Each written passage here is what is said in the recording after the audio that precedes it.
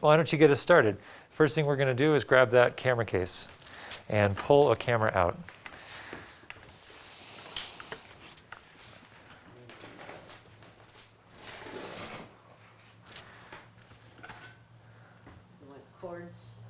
We'll get that at that point. Get the camera set to the side, and it's going to live on the tripod right there. So if y'all want to just get hands dirty, we're going to start pulling stuff out. Yeah. Yeah, I mean, I don't think we have time to go through one by one to the equipment, but this is the sequence of events. Okay. And set it up? Yep. And go ahead and just open up one leg. Not all of them at once. It's hard to see. It stands tall like that.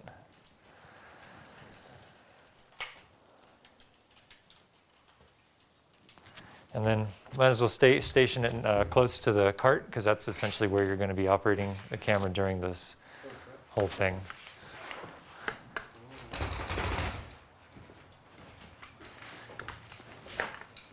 Here? Yeah, somewhere nearby, so that it's easy to work with the audio equipment and the camera at the same time. Okay. Camera on the tripod? Yep. And if you all want to jump in here real quick to see how it attaches, it's important to see.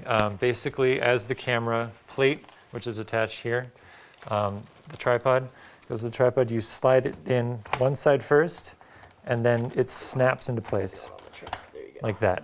And then you twist what he's twisting now to tighten that down. If you don't tighten it, it will continue to slide until you tighten it all the way. And then to release it, if you want to loosen that again, and then push down on it, push down on that lever, it slides up like that. So let it go. You hear the snap? It won't fall out, so let it loose. It hits a stop, like that's to prevent it from falling, both directions. But you don't want it to be loose, so go ahead and tighten it down. And then it doesn't matter where it's placed on there. it will, if there's a lot of weight, if there's a lot of weight on it, you'll notice that the camera or the whole thing starts to tip forward, or it starts to tip backwards. And then underneath here, this is a bubble handle. So you want to grab that with one good firm hand and twist it to loosen the other direction. And you'll see how this is now loose. On the back of this is a bubble. Literally, it's a piece of glass that has fluid with a very small piece of air, a pocket of air. And that, once it's in the center, will tell you that it is leveled so that the camera horizon is correct. So it's like any level. Very much like just a bubble level instead of what would you call that? A level for, yeah. A circular level rather than versus, a line level. Yeah, it's like a construction level, except for... It does both directions. Yeah, it does all directions. And so really no need to get the legs you perfectly. do. You want to get them close. Stable, you want them to be roughly the same height, here, here, and here, and likewise here, here, and there. Okay. But when it comes to the actual horizon orientation, that's the fine tune, is to make sure that that's all bubbled. Okay. The term is bubbled. And if you have trouble seeing the bubble, Where's the bubble? It's right here. it's Oh, yeah. right there. And you can sometimes use a flashlight to help yourself see it. Okay. Yeah. So that's that. And then we'll go ahead and get the camera turned on. The camera's on switch is on the side. It should be right about here. It's an on-off switch only. There is a battery which attaches to the back of the camera, if you want to grab that. And go ahead and just insert it and slide it to lock it into place. There are 3 batteries. There is no battery charger. What that means is that this camera is the battery charger, and the camera battery power supply is attached to the cart. And so, well, no, I'm sorry. It might be in the back of the camera bag. It's attached to the cart, okay. Which means that if you're using the live stream, first thing after you set the camera up, first thing you want to do is, you sure? I'm pretty sure. It might have been moved to the case. And do you want to take a look in there and see if the camera, some sort of power supply is in there? Yep. that side. Yep. And on Actually, that. Helen, if you want to do the honors. This is our handy dandy power strip, which power strip is routed to the back of the cart. And the cart has its own power cable that goes to the wall. And so on the back of the camera, Oh, there, let me see. there's a Oh, yeah. rubber insert DC. DC plug-in. Go ahead. Do you have a, Well, hang on. That goes, is that right? I feel like there's something missing. it Try does- that again. It does say DC, Sure. and I think it, Looks like it's good. Okay. Okay. And then the camera light on the side should start flashing as it gets power. there you Okay. So go ahead and flip it on. And then there's a viewfinder, everything that will happen with the camera that you want to watch, which you may be familiar with. This camera has a built-in lens, and the lens operates with the knobs on the side here, which you can see it zooming in and out, as well as That's a real zoom, not an optical? it is true optical. Yep. And then there are options here as well. So you have two zoom options. And then your focus is the big wheel on the front of the camera. By twisting this, you should get auto, or you should get your focus. There's buttons to change autofocus. Sure. This is your manual focus. And it's useful for when you're filming in a situation where you have people in the foreground or background. In a situation like this, where we're filming indoors, it might be okay to just set to autofocus and let it just ride itself. And how do you set to autofocus? To autofocus, there is a button on the front of the lens or the back of the lens, AF/M, and AF/M toggles between autofocus and manual focus. And you'll see on the viewfinder, you'll see the M. oh yeah, and That's- that, and that. Uh-huh. And then if you, I can't tell where it is. If you want to try it again, it goes away. The M goes away. Oh, okay, so it doesn't say AF, the No. AF just goes away. And so now if you click M, or click it so that M is displayed, Yeah. I'm going to zoom in real far so you can get a sense of some sort of texture.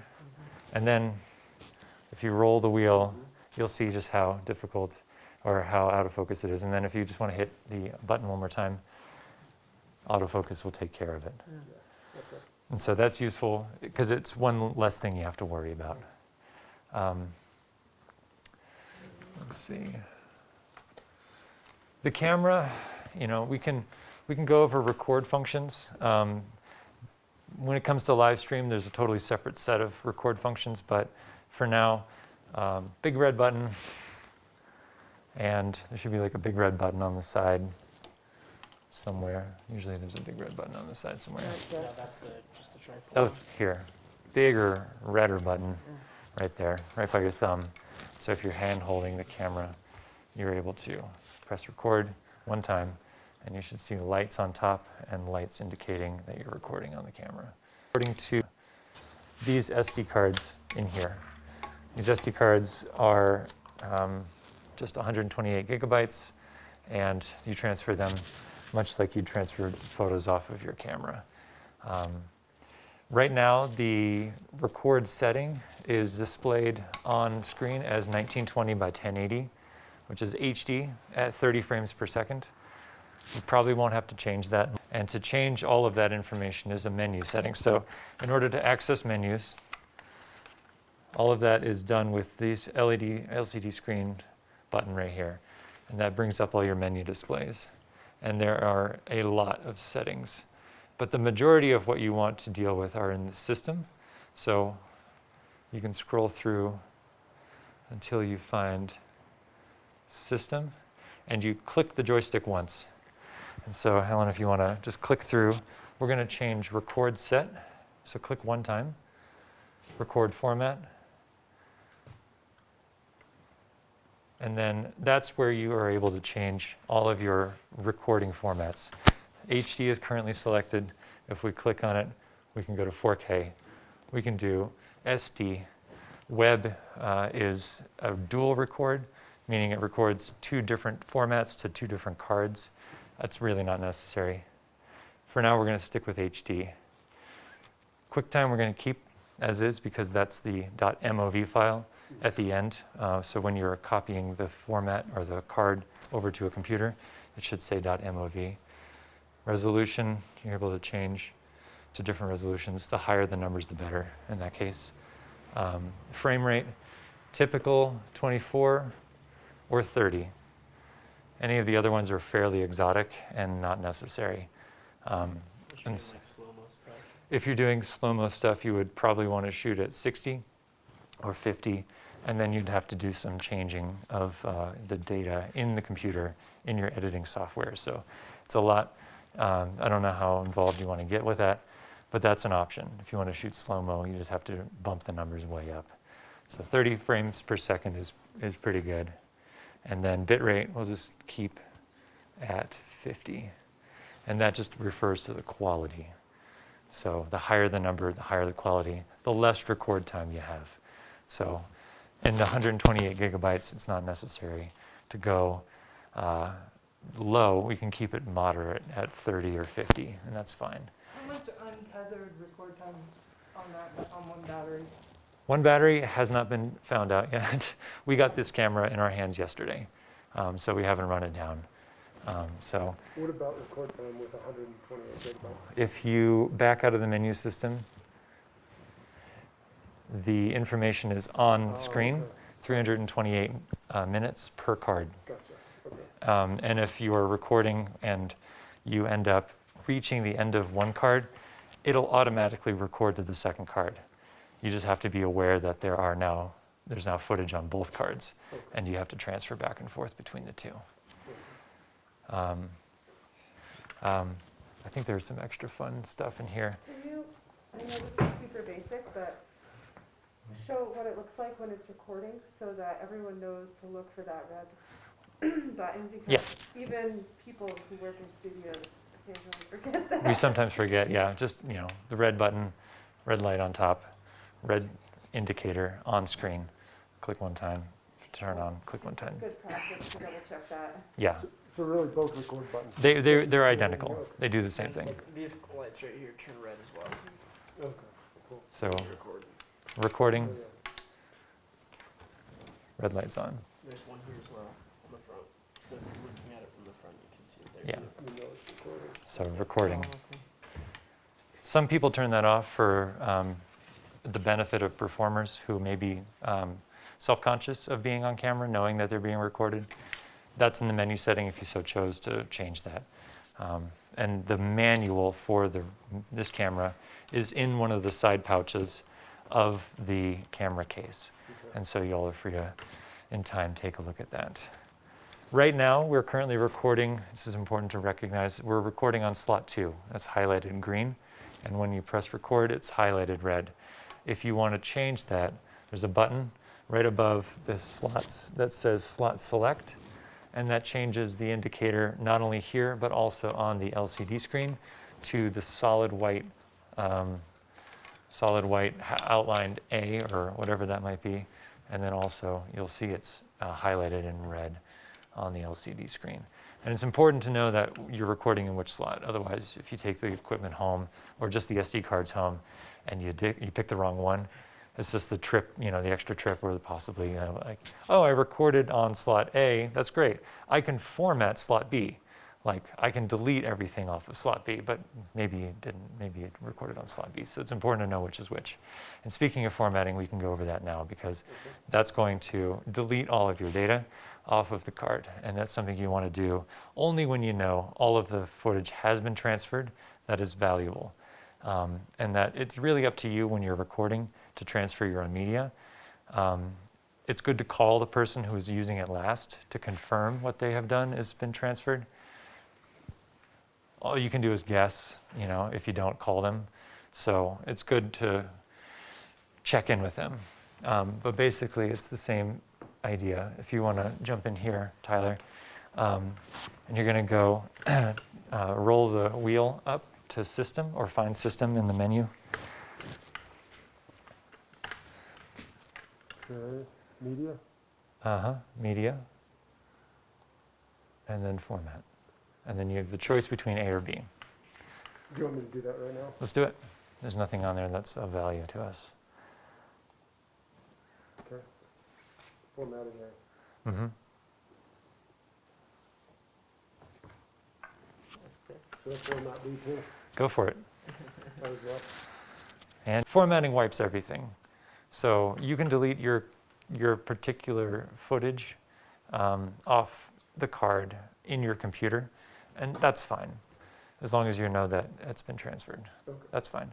Formatting does the extra step of actually like reconfiguring the card, much like when you format a hard drive in a computer. It inserts its own what's called file allocation table, which is the way that the media is recorded and stored, organized, retrieved, all of that information, and it's different per camera. And so when you format a card in here and then take it to a Nikon, the card won't really be recognized until you format it in the Nikon. And so that's what formatting does. It not only wipes the card 100%, it also changes the structure, the writing structure of the card. And that's, that's specific to the camera. Sounds like it's preferable to do it with the camera. If you want to get rid of everything, yeah. And so we are now going to start by putting in some audio inputs. And while we can't live stream, we can still pretend like this is a fully active system. Excuse me. So what we have here is our mixer. So let's jump ship a little bit and talk about audio, because eventually we're going to plug audio cables into the camera, but we should know what the audio is doing first. Packs, like wireless microphones like what I'm wearing right now. And so there should be two. One extra one is in that case. If you want to grab that, we can keep it all together, as well as an XLR cable. It should be floating loosely. We're going to also talk about this wireless system, because this is one of the nice things is that we'd be able to wear a microphone while the person is presenting and be able to hear them without them having to be beholden to the microphone and a stand. So this system right here is the receiver. It is attached to these little body packs, which you're pulling out. You can pull out both of them.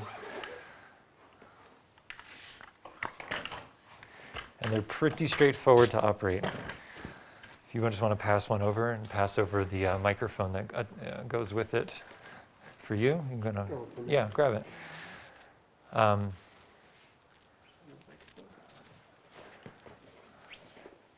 So that is a 3-pin XLR cable, very small, but it has a trigger release.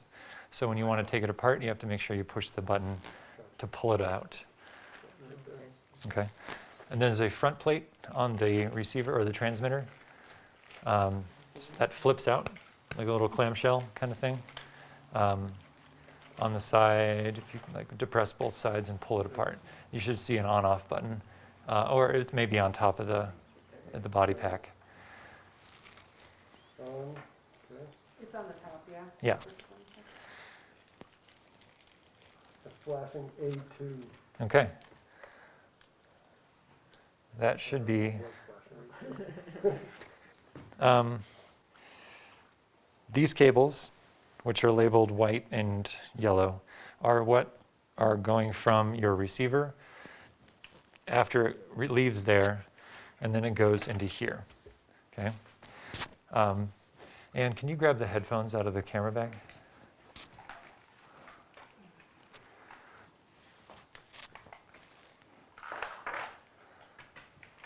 Great. You have this in the phones jack? Yep. These are mine, unfortunately. So there's not a system of headphones for. We're going to leave that on because we're going to listen to it and just make sure that things are working.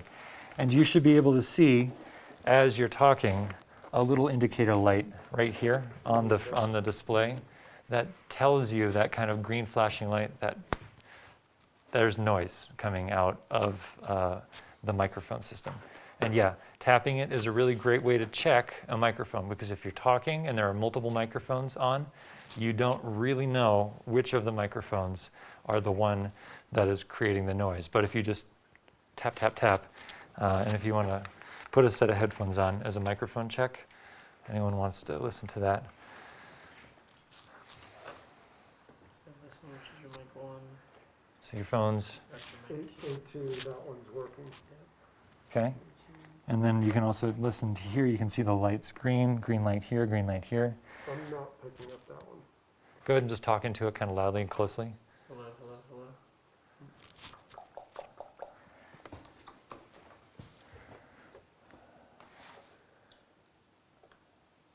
Try it now. Ooh, that's gonna be loud. Yeah, this is where the microphone mixer comes into play. If you can't hear it, these knobs will help you figure out how to make it audible. So the two wireless channels are both linked together into one knob, and that's just the way that this works. This mixer, Nothing still? Oh. Oh yeah. No, I hear that one now. Is the other one turned on? Yeah, this one's on. This one's on. This one's testing. Oh, yeah, there we go. Okay, yeah, you can Yeah. see it. That was it. so part of the problem was that the cable was loose. So that's part of your troubleshooting. You know that you've got noise coming out of there because you see the lights here. You don't know why there's no noise coming to your headphones because there's some sort of issue here. And now you've got your dual Yeah. lighting. So you've got this one, which is reading here, and this one, which is reading here. Yeah, and they are split. So it goes into the left ear only and the right ear only when it comes to the wireless system. So that's important to know because when we are going to be outputting this to the camera, both channels need to be plugged in, or else one person or one microphone might not be heard. Because if you only plug in one, it's only going to the left side, and this is the right side. And that way, this will get left out because it's not plugged in. So that's Say that again. Microphone 1 is going to the left. which will go plug to the camera need to be plugged in, Okay, or else the split yeah. won't be heard. And you can tell which is one and which is channel left and channel right because these indicators will tell you left or right. When it comes to the handheld microphones, you'll see both levels bouncing at the same time, which means that it's going to both ears. And that's good to know. So with the wireless, you can have two presenters, each with one of those. Yes. You're recording both of them. Yes, Is it called mono? Each Yes. of them is mono. that's correct. When it's transferred to the computer, does it create stereo for each of them, or do they stay as?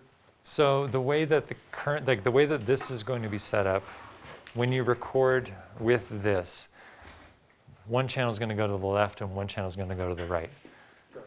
And it's not going to be stereo, so to speak.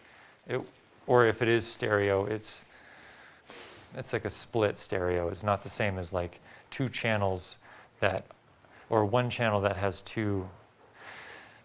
It's I think I understand, yeah. Okay. basically just, What yeah. if you only have one presenter and you want to use the wireless? Is that going to be in stereo or still? It's going to be mono. So yeah, if you have one presenter only, it's going to be either the left channel or the right channel. And in that case, you don't need both of these plugged in, do you? You just need to make sure the one is plugged in from the one you're recording? or- When you're working in here, it's best to plug both of these in to the camera, just because. Okay.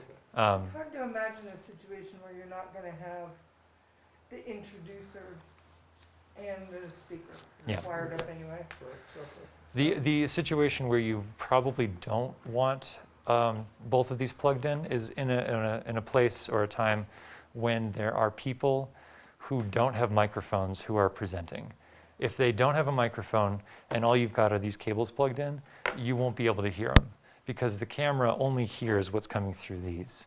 In which case, if it's a problem and like they won't pick up a microphone, there is a onboard microphone in the camera bag that lives on top of the camera. It's called a shotgun microphone, Okay, yeah. and it's also useful for out in the field.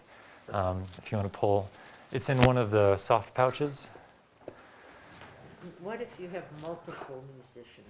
Usually there will be a sound person who will be feeding you a mix of music. There is a second soundboard that's much bigger than this that they plug all of the instruments into, and then from there they're going to feed 2 lines of audio into your board. So you will essentially unplug these 2 mic inputs and plug in what they give you. That would be what we see Will doing, Yeah. Yeah. or Lutz is better. Lutz will, yeah, we've worked with Lutz now a couple times, and he's done a couple of audio mixes. Yeah, he's got a soundboard. Yeah, You're going to have to ask Lutz to give you a board feed, and that is a term he'll understand, is board feed. And he'll be able to then feed you 2 inputs of music mix, stereo channels, into probably either 3 or 4, you can choose, either here, 3 and 4, or it can go into 1 and 2. It's just, it's a matter of opinion. 3 and 4 is probably better because it's already got a single controller, and then 1 and 2, for whatever reason, if you need to be able to still hear a presenter with a wireless microphone, you will have the option of plugging in a cable. And there are extra cables floating around. And the back of this transmitter, our receiver, has currently a single style, but it has the option for an XLR cable. And there's a difference between these 2 cable types. This is called a 1/4-inch cable, and that right there is an XLR cable.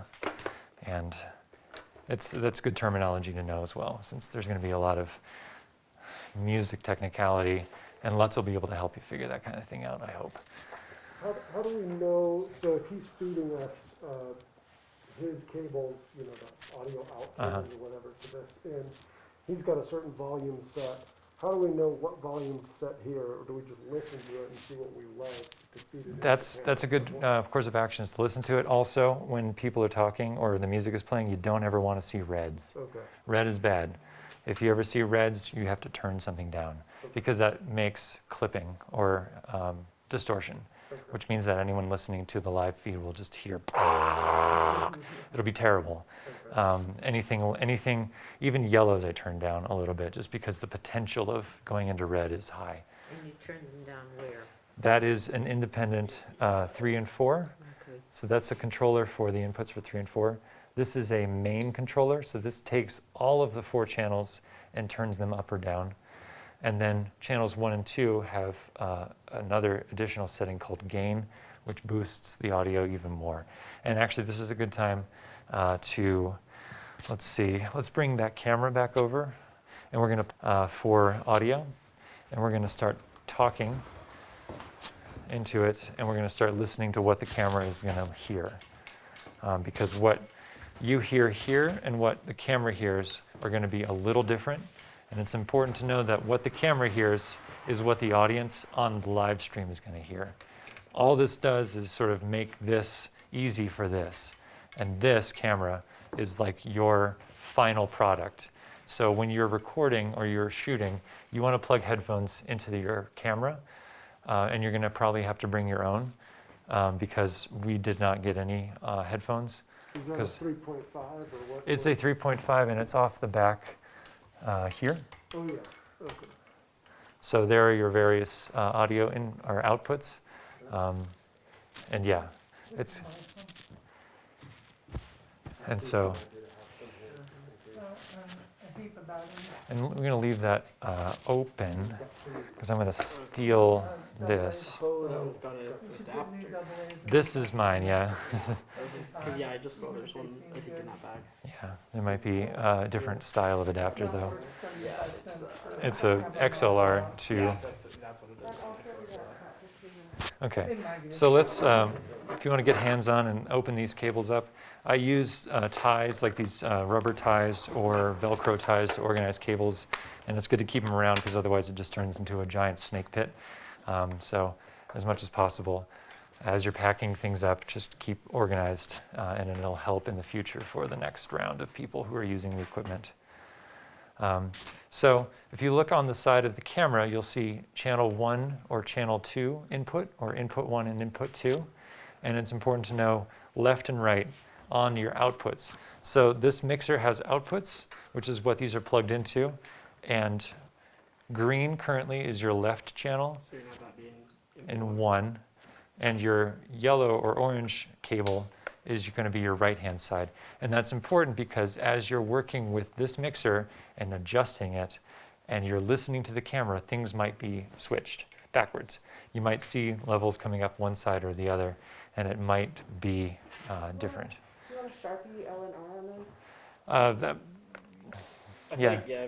The red, as long as, yeah, I mean, we The could, color coordinated is probably okay. but we're gonna fire up camera. But also, like, hypothetically, like, if these were to get unplugged Right, from then both they're- of these, you just have to make sure that, whatever right is going to be over here, whatever left is Yeah. going to be over there. And are they marked right and left over there? Yeah. Here, let's do it. And this should stay like it is, so all of the equipment will stay on the cart. That way, if you come in, it should be set up the way that it is right now. And ready for you to roll. Yeah. When you do walk in and set up the equipment, at this point, all you would have to do, let's say you walk in for the first time, put the camera on the tripod, plug in the cables, turn on the power, and then start pulling out the audio equipment and start giving that to people for them to start using. So let's do an audio test. And actually, why don't you mark, Helen, do you want to mark left and right for me? The orange is R. So green would be L. We own it now, Helen. I got it. So let's pull out Then a you can handle handheld cable as well, or microphone, sorry. And they're just that XLR that's plugged into your shotgun microphone is going to do for us. These cables are plugged into the snake box down here. That is a distribution box. This thing lives at the stage. So when we are going to have a show, you're going to uncable that snake down there, and you're going to drop this where the mic stands and presenter are. And then this cable is going to run from the stage back to the cart. And people are only going to have to plug in one device instead of having 8 or 6 or however many XLR cables running back.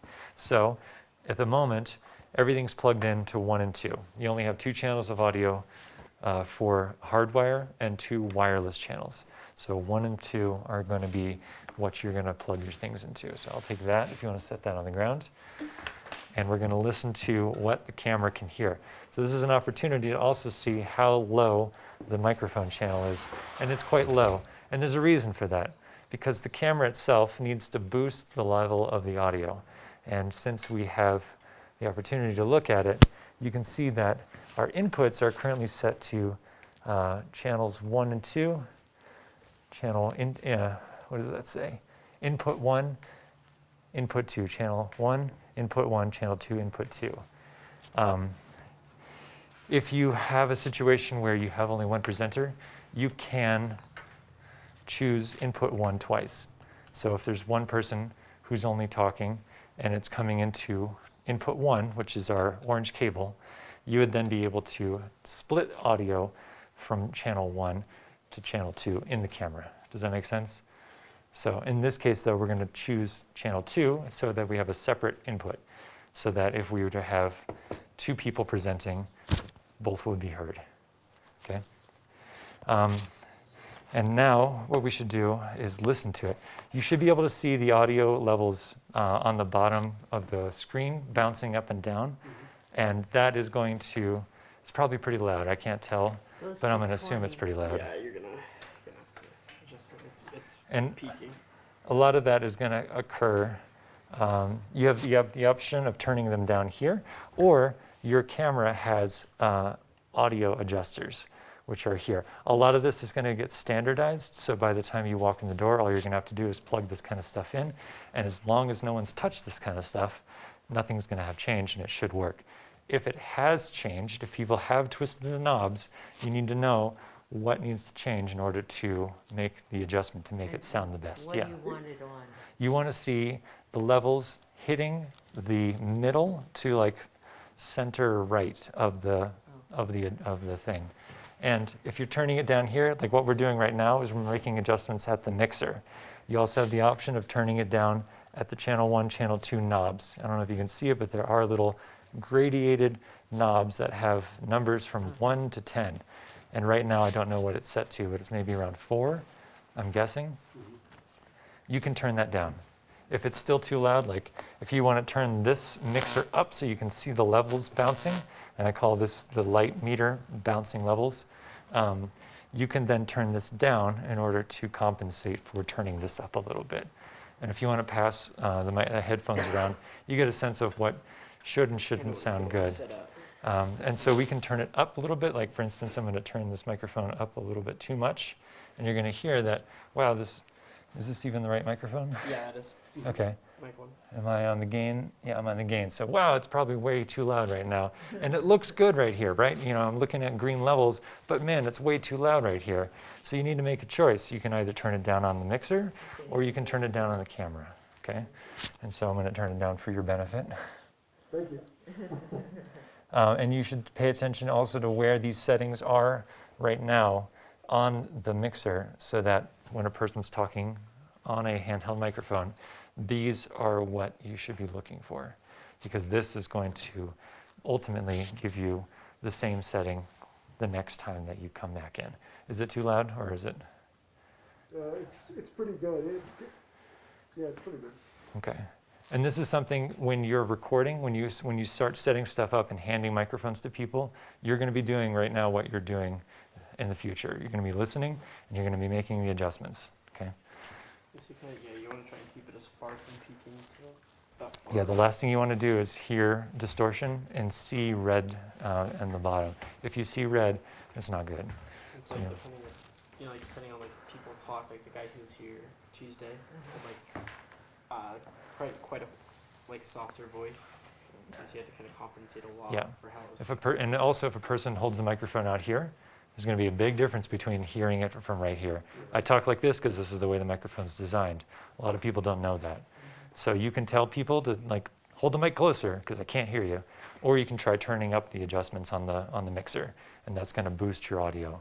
I would not make the adjustment here as much as possible. This is such a finicky, small adjustment. We're just going to keep it as is.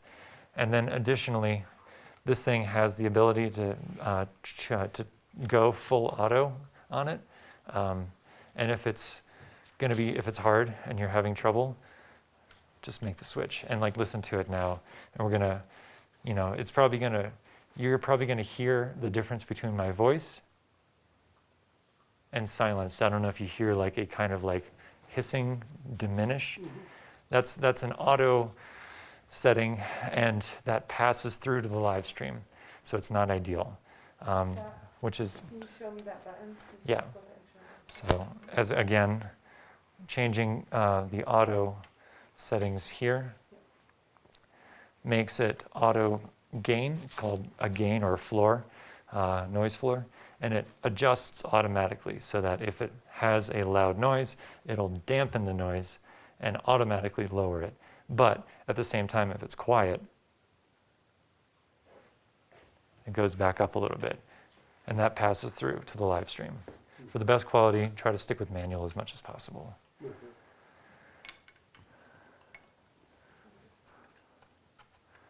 All right, any questions up to this point? There's a lot, I know, and we've only got like 10 minutes to... The only thing I would add is if you start to standardize this for, say, a single presenter or two presenters, for each of the settings, it would help to have a photo taken of each. Mhm. Back of the photo, you write single presenter settings. Great. You can tweak it a little bit from there, but to have that on hand for anyone who comes up We here. could do that, that's a great idea. I'm going to write that A down, quick reference for. yeah, for the next person. Exactly. Ideally, we'd also, be able to print that out and keep it like in a little flip book. Yeah, exactly, Um, right. Each one of those, because there's probably gonna be slightly different. Yeah. Okay, real world scenario, go ahead and write your notes. Yeah. Photo of each Does the audio. shotgun mic plug into the camera or the board? It goes into the camera. It can go directly into here, or there's a shock mount attachment, which is in the camera case. And then you just pick one, either left or right. Like you just pick one of these inputs for it, the XLR cable. Yeah, you'd pick the XLR cable probably to channel 1, Okay. and then you'd have to listen, and then maybe you have to change this to mic plus 48, which is phantom power, Right. right? Which is providing extra power to the microphone. This microphone has its own, that microphone has its own built-in battery Right. and a charging cable. There's like a micro USB cable that plugs in somewhere. Nice screen.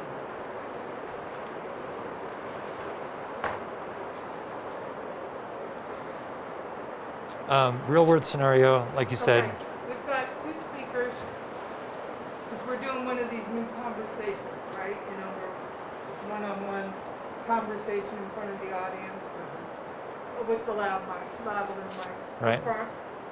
And then we're gonna use the corded mic to walk around for people to ask questions. yes, Okay? But you don't necessarily want the corded mic making noise while correct. it's not in use, so Turn it down. just at that. These the two, whole point, yep. these are your main settings for audio. If it's not in use, Just turn it off. just turn it off. Otherwise, if you listen, you'll hear the hiss. Like these will make noise that is unwanted. It'll be just a constant hiss. So turn it off. Is there an on-off button on the microphone? On the wire, on the These these ones guys, don't. no. These are always on when they're plugged in. 'Cause you're saying as you walk those around to the audience, right? Yeah. And you don't want them, like, as you're clanging around the audience, you don't want them to make Or, sound. yeah, or Or when they're answering the question. maybe we do a couple, I see, right. you know, rounds of questions and then blah, blah, more questions, blah, blah, more questions. Yeah, and it's important to remember that if there is an audience Q&A, if they don't have a microphone, They won't be heard. they won't be heard. So you have to give a microphone to the audience and have someone walk it around or pass the microphone around, or else you'll have to have a microphone attached to the top of the camera. Or else, who knows? You can have the presenter repeat the question if it's a situation where you don't have the option of passing a microphone around. That is an alternative. So as long as you're aware that that is the consequence of having the audience participation, is that they're unheard unless given a microphone. Great. What else would you all like to know while we have a few minutes before going next door?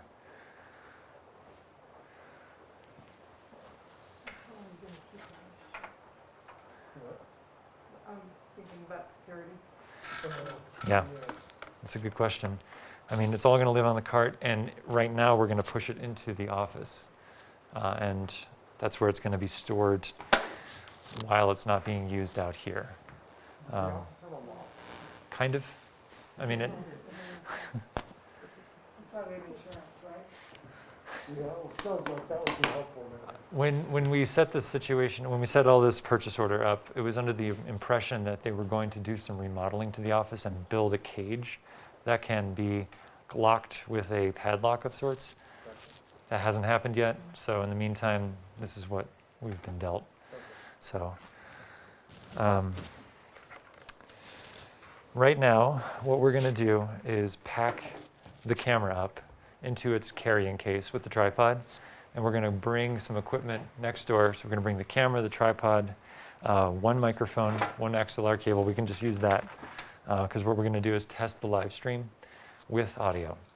And so we're going to pretend like that's going to be our microphone. Yep. And then there should be a short XLR cable. Okay, so what's going on right now is unusual. This camera is itself a live streaming box. So you have to connect it to the internet. And the internet, in this case, is going to be an Ethernet cable.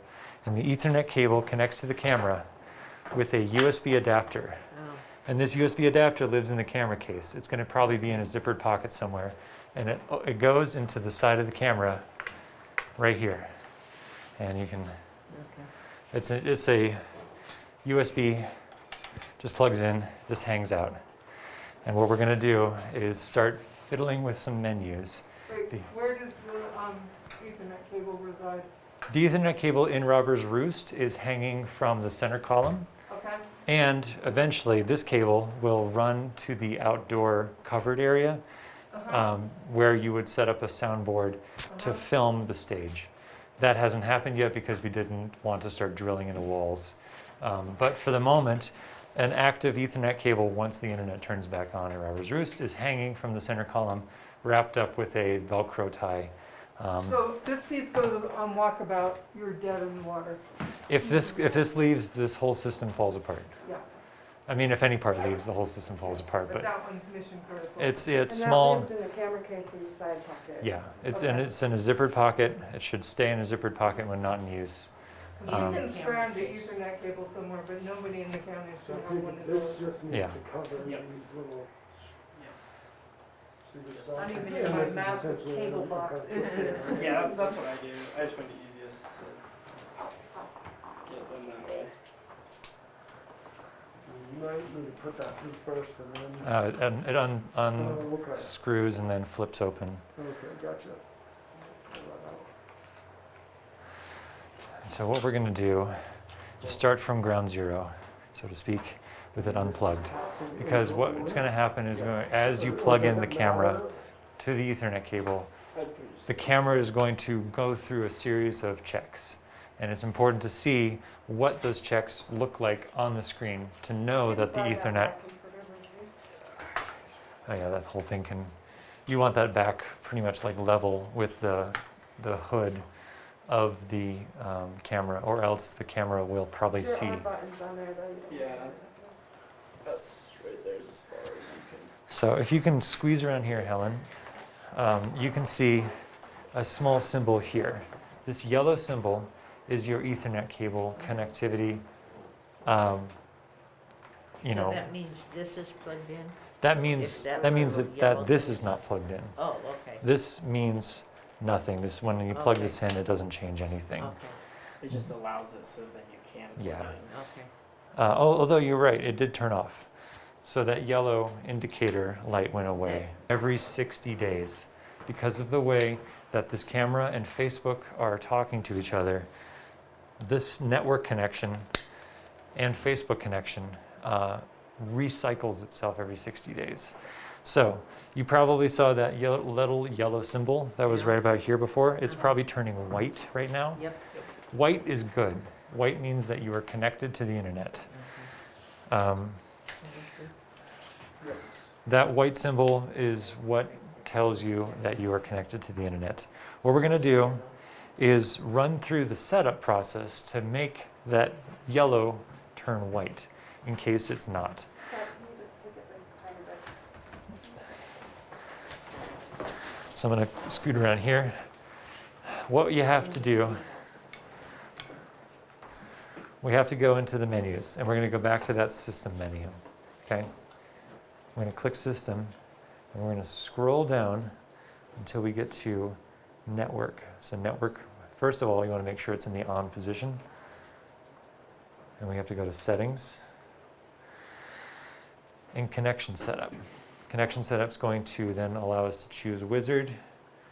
Ethernet is good. You can choose between different connection options depending on whether or not you have a wireless adapter. We only have Ethernet, so we're going to go to next. DHCP, only choose that. If you choose manual, you're in for a world of hurt. No proxy, completed the wizard setup. Right, so what that did is that it went out and it made an internet connection to the cable by choosing all of that. All that means now is that yes, we are connected. And yes, you can see that we are connected because we have a blue little blinky light right here. That's good. What we then have to do is start fiddling with Livestream set. What that is going to allow us to do is connect to Facebook. So now we're connected to the internet. The next thing we have to do is go to the live streaming set. And we're going to have to go to, I'll make sure that everyone gets a link to a very helpful PDF that explains this in detail. Well, you can also make a And- short video with just the menu Right. for reference. Because this does get complicated, but the PDF, when you start scrolling through one piece at a time, it just says to do exactly what we're about to do. What we have to do is choose server 1. Make sure that it's selected. Streaming server, server 1. Okay, so now you're going to choose your options. And now we are able to change your type from what it might normally be set to, which is MPEG-2/TS. Not good for Facebook. We got to go to Facebook Live. You select that, and then typically, when you're connected to Facebook, your initial setup is set to the timeline, which, when you're using Facebook, is your personal, or in this case, the Tori Entrada Facebook page. That's different than the Entrada Facebook page, because Annette made a new person. a person who doesn't exist, that we all get to know the password, so we're not using our personal individual thing, and that persona has a login to the Entrada page. Yes, that is We want correct. to broadcast to the page, not to Up to the timeline. the persona. And all of the email address to log into Facebook and the password is all on a piece of tape on the laptop. So when you are given the option and you see under server 1, you see timeline, you want to, it goes to inquire because it's using the internet to check on what permissions you have on Facebook. And you want to choose Entrada Institute.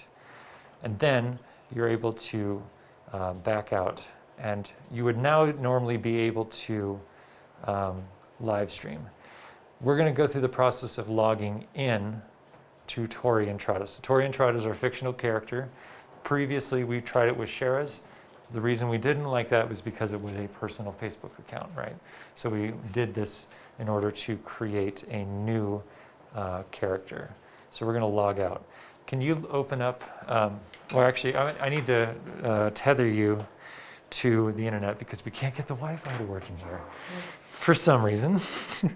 So if you can go to the network hotspot options and choose Scott's iPhone, we're going to just force our way through this. Are you connected to the internet? It's working on it. Okay. There you go, yeah. All right. So what we want to do is go to facebook.com.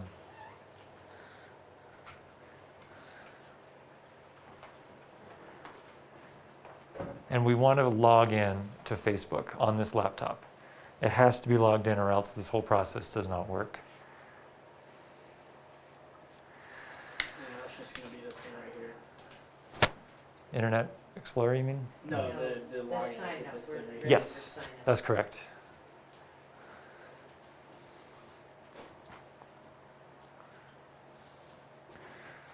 So it's Tory 24. Institute info.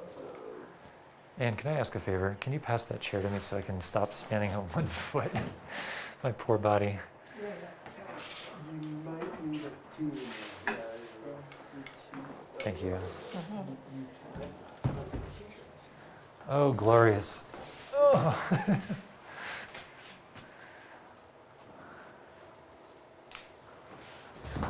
Okay, he's logged in. Okay, great. Once you've logged in, then we can begin the process. Again, once we do it once, it's good for 60 days. After 60 days, it cycles itself out, and we're going to have to do exactly what we're about to do now. So you'll have to log into Facebook, and then in the camera, we're going to try to log in by pressing, this is at the bottom of the server. So if we go back out, so I'm out of the menu system, we're going to go down, down, down, down to settings or system. Down, down, down, down, down. Network settings. Live streaming set. Down, down, down, down, down. Login. There you go. So what it's doing now is generating a code. This code is something that you're going to have to plug into facebook.com/device. So you have to open a new URL and go to facebook.com/device, and it's all on the screen right here. So when you go to that device, you are then going to type in the code that's on the camera. And the code is all capital letters, 3YU, KBM3H That- and hit enter. You should be given a next step of options. If you're previously logged into the JVC streaming camcorder, would you like to continue? Yes, Yes. so that it recognizes the camera. That's a good thing. You're connected to it. Okay? Success. Right. So you're connected to the camera, and you see it here too. You are now connected and logged in. That's all great news. Assuming this is the first time in 60 days we've had the opportunity to do this, we have to go back up to the streaming server, server 1, and make sure that we are posting to Facebook Entrada Institute, to Facebook Live, or else it'll go to the timeline, right? So once we've done that, we should be good to go, right? We've done all of our setup. Currently, our resolution is set very low. We are set to 640 by 360, which is very, very poor. And that is because the internet in this building is very poor. I'm hoping that when Robbers Roost's internet turns back on, we will be able to try a better resolution. And the way you do that is in the same live streaming setting, you just choose resolution and change it to 1280 by 720. That is the highest resolution that Facebook allows. Once you do that, you then have another option. It's called bitrate. Bitrate is the data rate or the speed or the quality. Again, higher the number, the better the quality. Also, the more likely you are to crash the internet, or for this to lag to the point where people listening at home will just hear a word or two, if even that. So what you have to do is sort of play around with it. And the camera will tell you and it'll show you what those things look like when it works or when it doesn't work. So we're going to try to go back because I know it doesn't work in here. And we're going to do 640 by 360 with 0.8 megabits per second, which is very, very slow, very poor. And now, back at the top of the menu, we have this new option, live streaming off. When you want to live stream, when you are ready to hit the button and go live, you have to select on. That is how you live stream. It is not by pushing the record button. It is by going through the menus and hitting live. So you can have everything set up until the performer's ready and then Yes. showtime people and hit the, okay. This camera, thankfully, has the ability to not only live stream, you can also record internally at a higher resolution. So when we go live, and if you want to go to facebook.com to the Entrada main page, we are going to go live right now, and we're going to witness what it looks like on the Dell computer when we go live, because it's important. Yeah, and whatever Entrada page is. Yeah. Okay, so you're on the Entrada page. Yeah. Yeah, and it's painfully slow there. That's to be expected. I am going to hit the on button, and you're going to see the page on Facebook cycle. Also, once you hit on, all your menu options sort of blank out, which is fine, that's normal. At this point, you can go back to the main menu, to like the screen, and you can see the word live written in big red letters at the top of the screen. That is different than recording internally. If you want to record internally at the same time, you push the button to record. You see us in there? Yeah. That's nice. You don't have to click on Do I need to the, click live? Do I need to click live on Facebook? You shouldn't have to, it should automatically do it, Give it right? a refresh.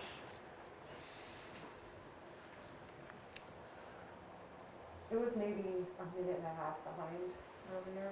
oh, you can see a live. This is videos live. Yep. Just a second. Let's try the best.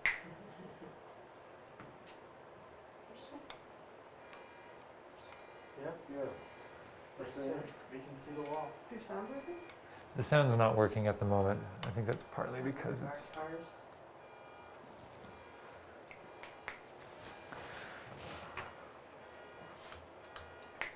Yeah, that was quite the delay. Yeah. There you go. So you should be able to, if you turn on the sound to the computer, right now this is live to everybody, which is why we're going to do it for a very short period of time. And it's important to understand that Oh yeah, that's such a delay. yeah, delay is expected and acceptable. Okay, so now we hear it. I'm going to stop this.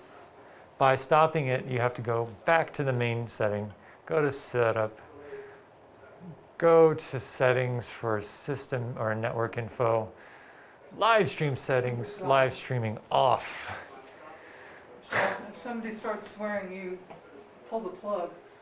Yeah, if it's dire, if like you're about to accidentally film someone's murder, then unplug it. The live video has ended. It will be on the timeline shortly.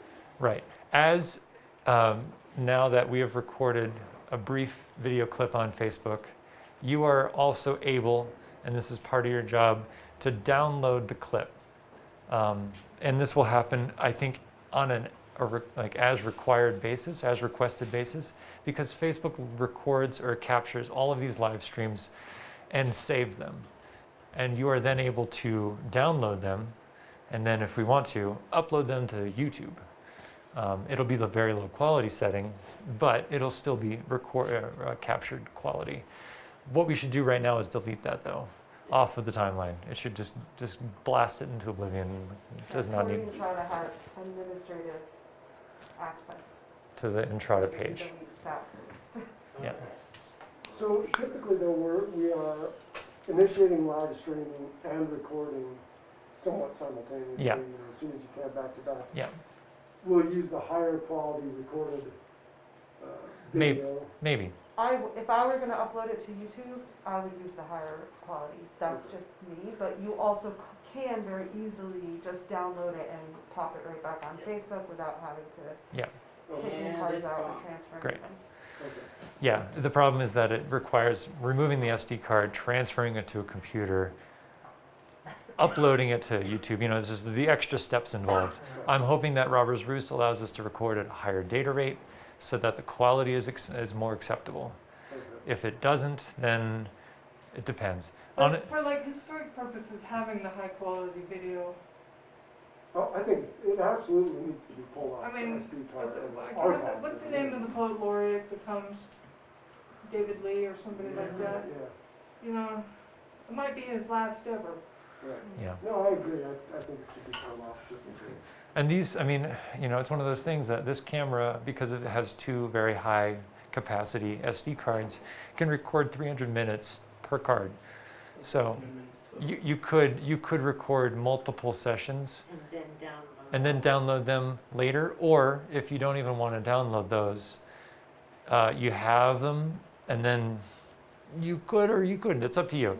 Where the footage goes is really a question of whether or not what storage, like hard drive space you have. Because this laptop, it's not the greatest laptop in the world. We got it for like $400 as part of this package. It probably only has 500 gigabytes. It's not that much. If you start dumping a year's worth of content on the laptop, it's going to get full, and then something else is going to have to happen. The Facebook download allows you to very quickly upload it to YouTube, and then you can just wipe it. The storage is cheap though. Storage- We can get money for Yeah. storage and even And- cloud storage. So that's the gist of Facebook Live on this camera. It is a complicated and tricky process, but once you get it down, I'll send the PDF. Once you get it down, it should be good to go for 60 days. And then all you have to do is go to the setting of live stream set and then choose live streaming on. And that is the hardest thing you'll have to do. We'll be able to put together a small email with some really good information. Also, the manual in the camera bag has some of this information.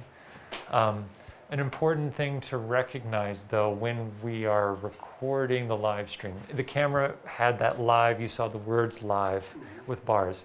If you see the words live in yellow, that's not good. That means it's not actually doing anything. If you see the words live in red with a little chat icon next to it, that means that it's dropping frames, and then it's not doing a very good job at sending out signal. What I did to get to the setting where I am right now is try all of them. I tried them until I got one that didn't drop frames. And that was by changing the bit rate. That was by changing the frame resolution. And then I found the 640 by 360 with a bit rate of 0.8. That worked. Very slow, very low quality. Robber's Roost might be better. And then once you get internet in Robber's Roost, you're going to have to try a higher resolution and see which one works, because you want the best as much as you can. You want to just fiddle with that until it gets as good of a quality, and then just hope nothing changes, because it could. And if it does, call us. Yeah, I mean, if it does and you see like that's an issue, try changing the resolution back down. Try changing the bit rates to be a lower bit rate. It only goes to 3 megabits. And at HD, it's 3 or 1.5. At this 640 by 360, you get like 4 choices, from 1.5 to 1.8.3. You know, pick one. You have to figure out which one's going to be the one that works. Okay. Well, we'll see at that point, once they get internet. Yeah. Will be the latest stuff.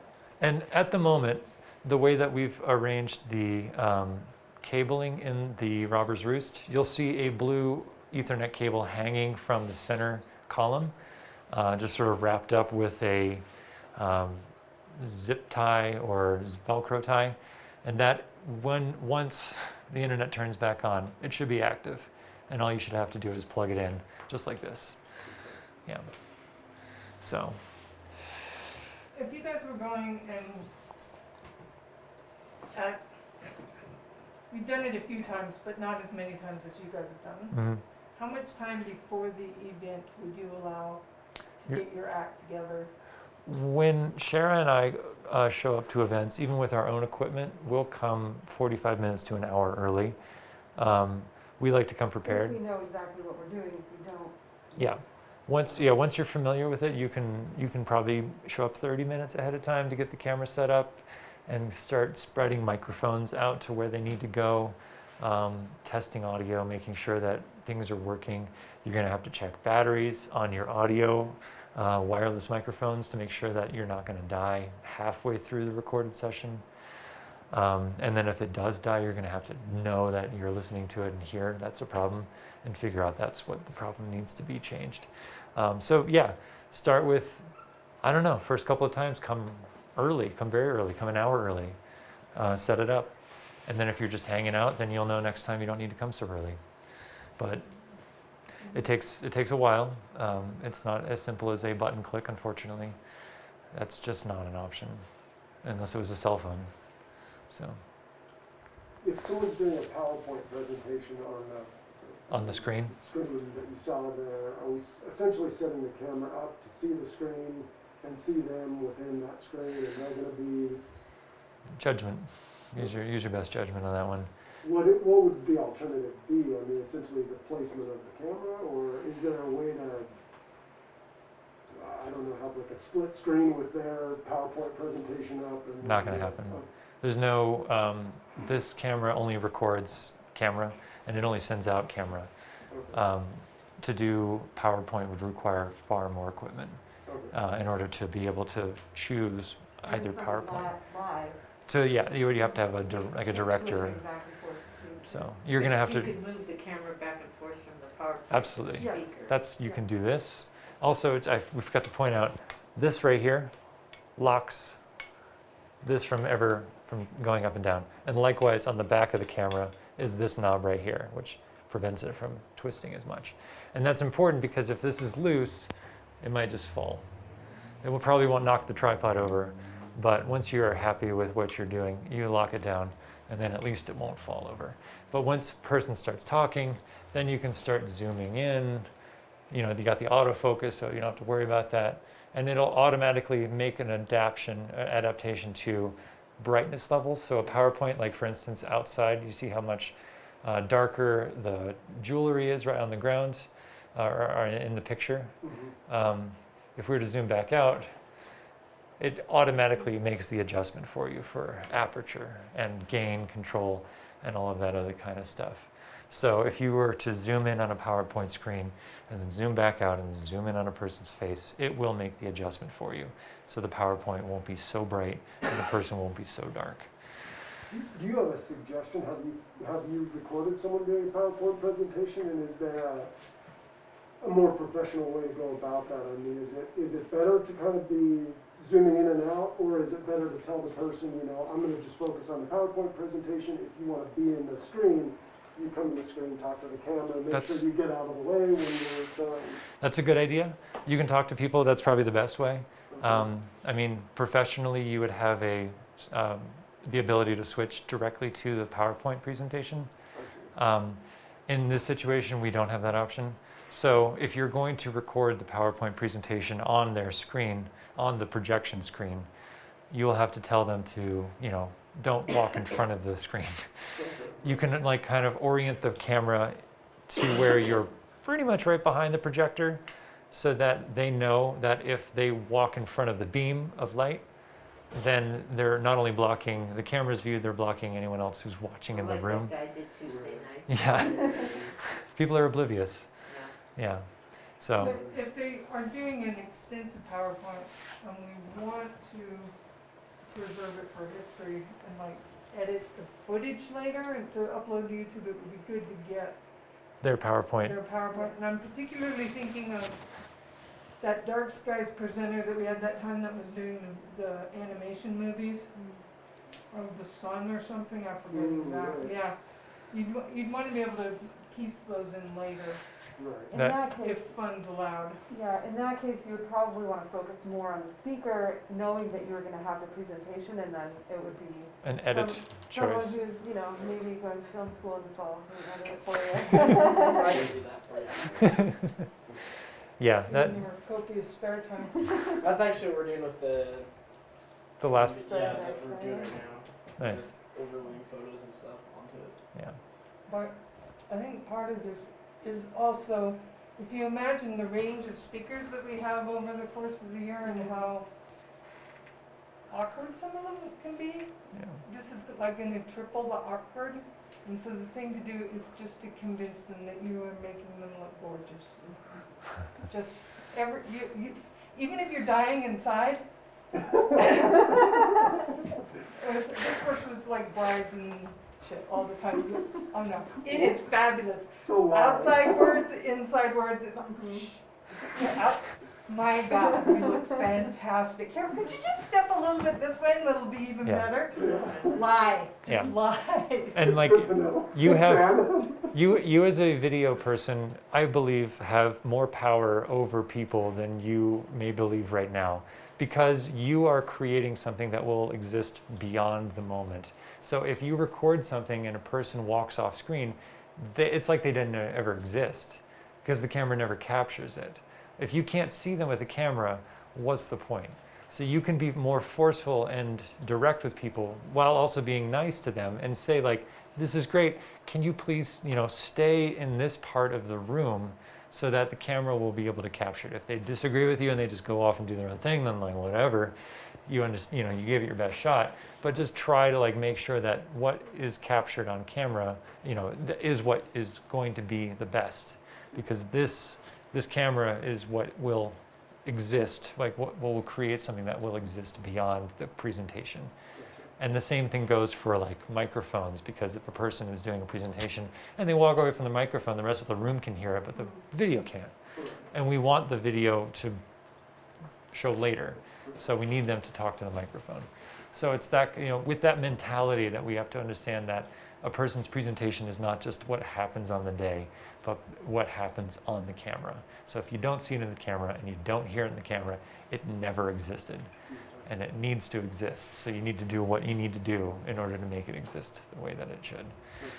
So as a little motivation, you can be more direct with people about that kind of stuff, because it's different than just like, you're presenting. Right. This is fun.